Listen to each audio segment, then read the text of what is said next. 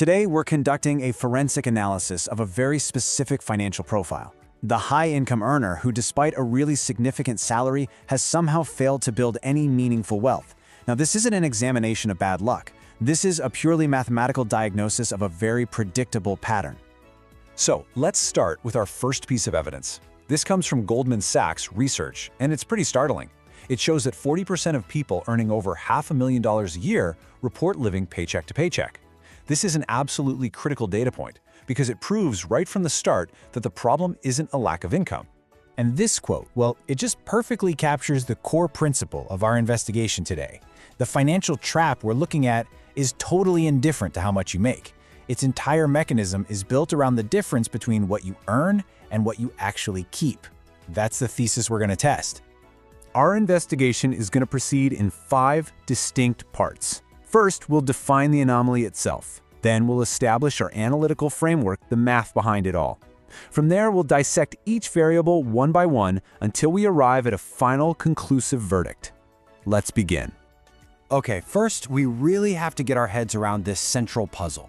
The confusing yet widespread disconnect between a huge income and a tiny or even non-existent net worth. The data points to a phenomenon that seems to fly in the face of conventional financial wisdom. Just look at the data here. Almost half of those earning 6 figures feel financially squeezed. So this isn't some problem that only affects lower earners. It scales up, and it does so in a predictable way. And that last point on the slide, that is just a pure mathematical reality that really sets the stage for our entire analysis. The speed at which you build wealth is dictated by your savings rate, not your income level. Now, to conduct this analysis with the precision it requires, we can't rely on anecdotes or, mindset. We have to use a single, unchangeable formula. This is the framework for our entire investigation. This is it. This is the complete mathematical model for accumulating wealth. It's not a theory, it's a fact, an identity. Every single variable has to be accounted for. And that first part, the gap between your income and your expenses, that is the engine. Everything else, the time and the returns, that's just math operating on the power of that engine. So now we're going to dissect the very first variable in our equation, income. This part of the analysis is going to expose why this number, the one most people use as a kind of scoreboard for success, is actually a deeply misleading indicator of true financial health. So the crucial point is this distinction right here. Income is a flow. It's like water moving through a pipe. It's all about velocity. Wealth, on the other hand, is a stored asset. It's the water you actually manage to collect in a tank. It measures accumulation. And at the end of the day, the only metric that truly matters is the volume of water in that tank, not how fast it was flowing through the pipe. Our focus now shifts to the most destructive variable in the entire wealth equation. This is where we analyze the leakage. We're about to conduct a forensic analysis of how expenses don't just grow but expand, to neutralize and often even exceed any increase in income. This phenomenon, it's known as lifestyle inflation, or sometimes lifestyle creep, and it is the primary mechanism of wealth destruction for high earners. It's a really predictable pattern where your spending, both discretionary and fixed, scales up in almost perfect correlation with every single raise, keeping your net savings rate flat and often dangerously close to zero.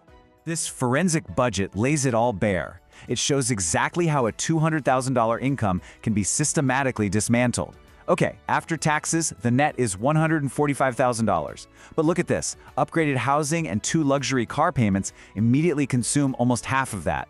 Add in what we're calling lifestyle spending, and the final amount left over for building wealth is just $4,000. That's a savings rate of only 2.7%. To put that into perspective, at that rate, it would take you nearly 37 years of work just to save for one single year of living expenses. It's mathematically insufficient. And that brings us to the single most critical variable in this entire analysis, the savings rate.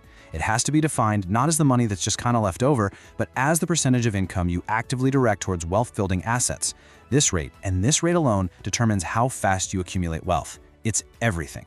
This case study provides the irrefutable proof. Person A, earning less than half of what person B makes, accumulates more than double the wealth over a 10-year period. The reason is simple, and it's purely mathematical.